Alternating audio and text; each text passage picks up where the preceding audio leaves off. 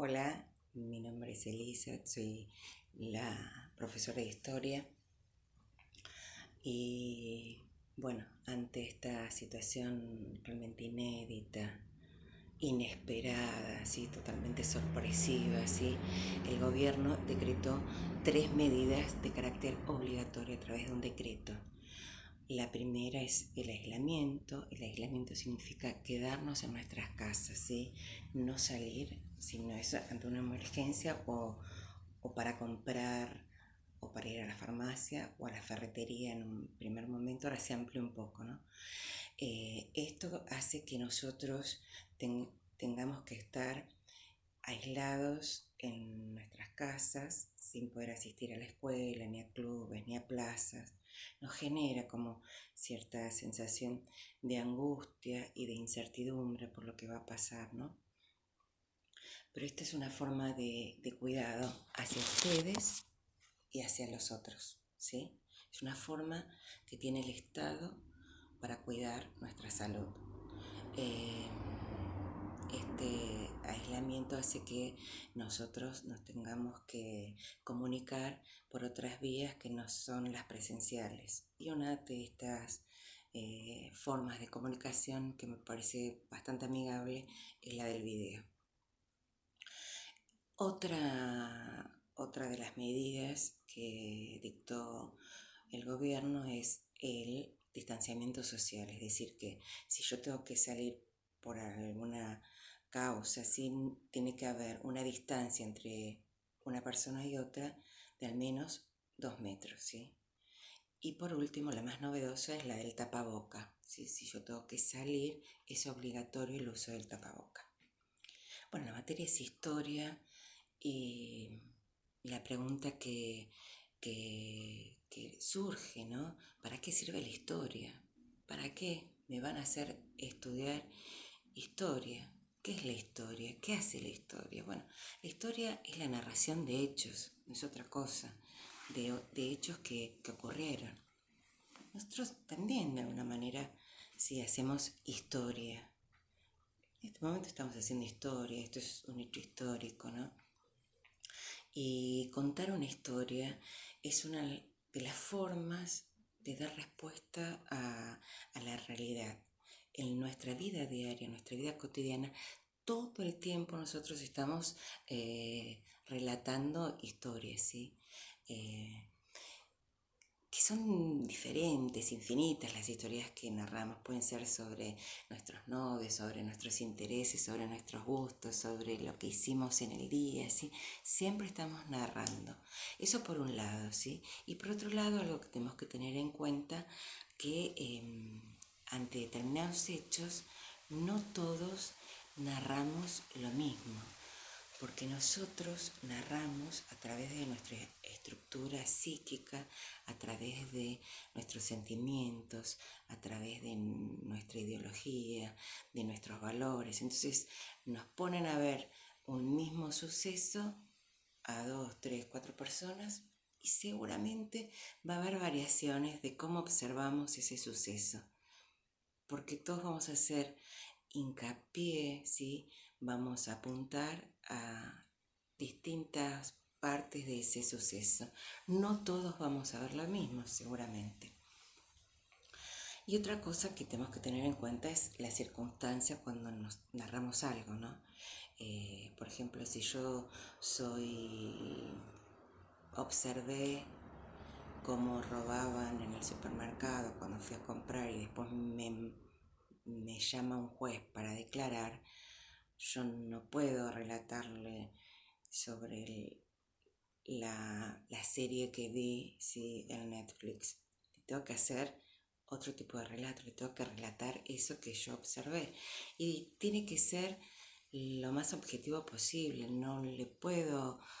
Trato de evitar en ese relato mis sentimientos, mis afectos, ¿no? Uy, yo ahí no sabe cómo pensé, me puse a llorar y pensaba, qué suerte que no vino mi hija o mi hijo.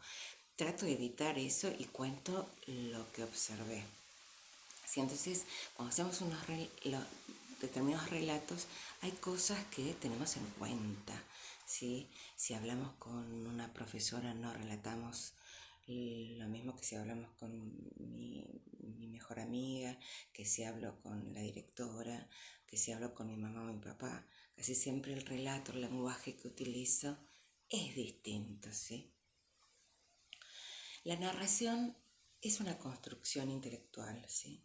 ¿Por qué digo esto que es una construcción intelectual? Cuando nosotros narramos, lo que hacemos es tener en cuenta no solo lo que sentimos, ¿sí? Lo que observamos, nuestras sensaciones, nuestros afectos, sino también nuestro razonamiento, ¿sí? Tenemos en cuenta lo cognitivo, ¿sí? Lo que interpretamos, lo que pensamos acerca de eso.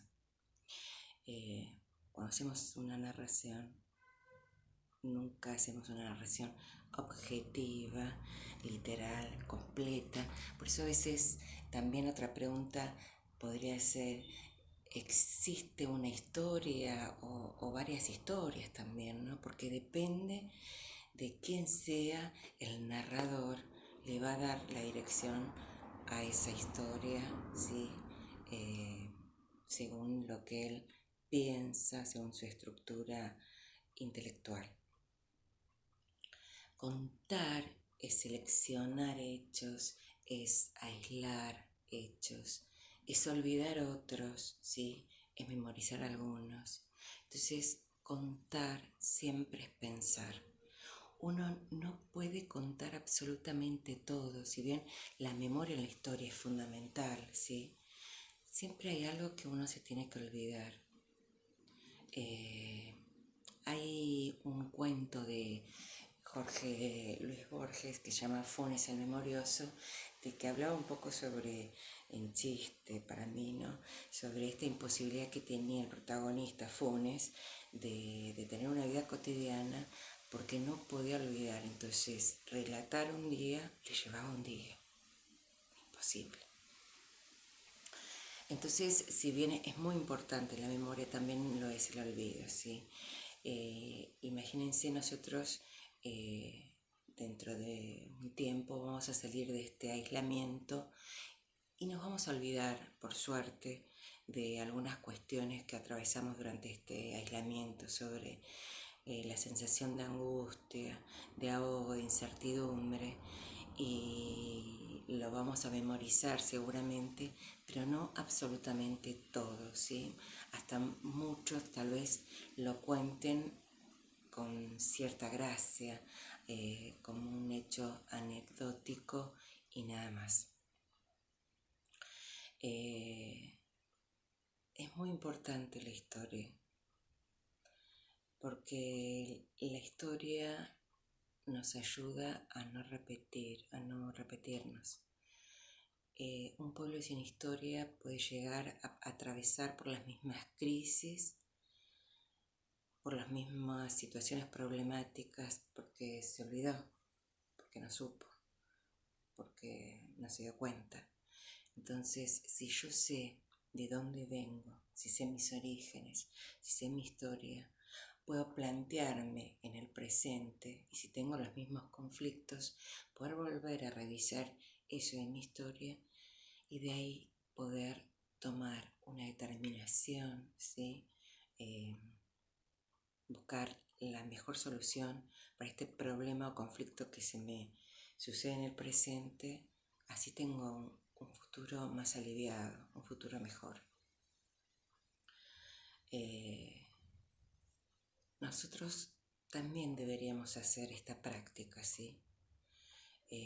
Analizar nuestra historia, pero para analizarla la tenemos que conocer. Entonces, la práctica que yo les voy a pedir, ¿sí? Ya que estamos atravesando este aislamiento, me parece un momento ideal para hacerlo, es preguntar a las personas con las que vivimos sobre nuestros orígenes, sobre lo que hacen ellos, ¿sí? A qué se dedican. Si tenemos en nuestras casas, buscar fotos, ¿sí? Mirar fotos, que nos cuenten sobre esas fotos, quiénes son los que están en esas fotos, qué relación tienen con ustedes. En una época se utilizaban las cartas, si alguna abuela, bisabuela tiene cartas, quién se las escribía, con qué motivo, ¿sí? Entonces, la propuesta es esta, ¿sí? Que me cuenten un poquito de lo que ustedes, por supuesto, quieran, de su historia, que me hagan un relato de su historia. Y yo les voy a contar un poquito, ¿sí? En forma escrita sobre la mía. Así nos conocemos y tomamos este tiempo de una forma valiosa, ¿no? Que sea algo positivo y que de alguna manera nos enriquezca con este saber nuestro. Quiénes somos y quiénes son los que están alrededor nuestro. Los leo.